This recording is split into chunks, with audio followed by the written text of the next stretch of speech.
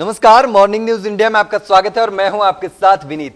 RLP supremo और नागौर सांसद हनुमान बेनीवाल को राजस्थान उपचुनाव में खिलसर विधानसभा सीट पर हार के रूप में एक तगड़ा झटका लगा था।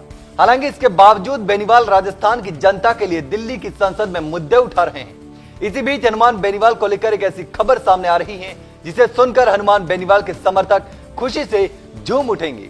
तो चलिए जानते हैं कि आखिर हनुमान बेनीवाल को कौन सी बड़ी जिम्मेदारी मिली है। राजस्थान उपचुनाव में खिलसर से हारने के बाद भी आरएलपी सुप्रीमो और नागौर सांसद हनुमान बेनीवाल लगातार जनता की आवाज संसद में उठा रहे हैं।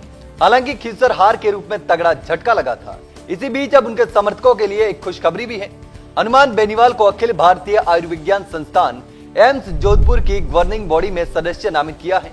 भारत सरकार के संयुक्त सचिव ने इस संबंध में आदेश भी जारी कर दिए हैं। आपको बताते चले कि 5 वर्ष पूर्व भारत सरकार द्वारा जोधपुर के अखिल भारतीय आयुर्विज्ञान संस्थान एम्स के निकाय का पुनर्गठन किया गया था।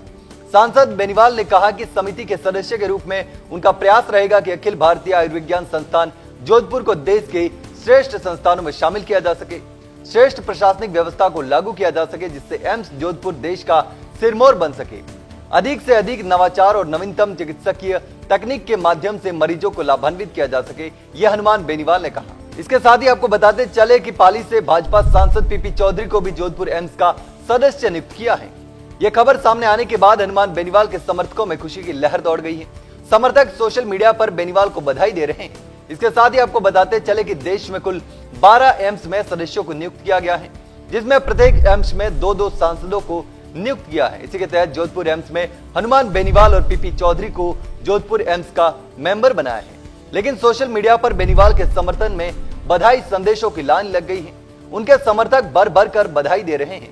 हनुमान बेनीवाल राजस्थान के चुनाव हारने के बाद भी खबरों में बने हुए हैं, क्योंकि वह नागौर से सांसद है और लोकसभा में लगातार राजस्थान की जनता की आवाज उठा रहे हैं। हाल ही में राजस्थान में खेजड़ी को बचाने के लिए भी लोकसभा में हनुमान बेनीवाल ने मुद्दा उठाया था।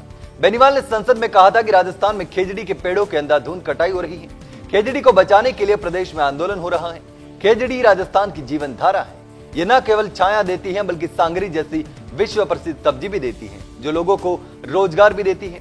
उन्होंने आगे कहा कि आप सोलर प्लांट लगाइए, नए उद्योग लगाइए, लेकिन हमारी संस्कृति और पर्यावरणीय धरोहर को मत छेड़िए। खेजड़ी का हर पेड़ राजस्थान के लिए अमूल्य है। तो इसी तरह से बेनीवाल लगातार लोकसभा में जनता की आवाज उठा रहे हैं और अब उनको जोधपुर एम्स के सदस्य के रूप में बड़ी जिम्मेदारी मिली है। लोगों को उम्मीद है कि अब एम्स में भी प्रदेश की जनता को राहत दिलाएंगे और बेनीवाल के सदस्य बनने का फायदा जनता को मिलेगा।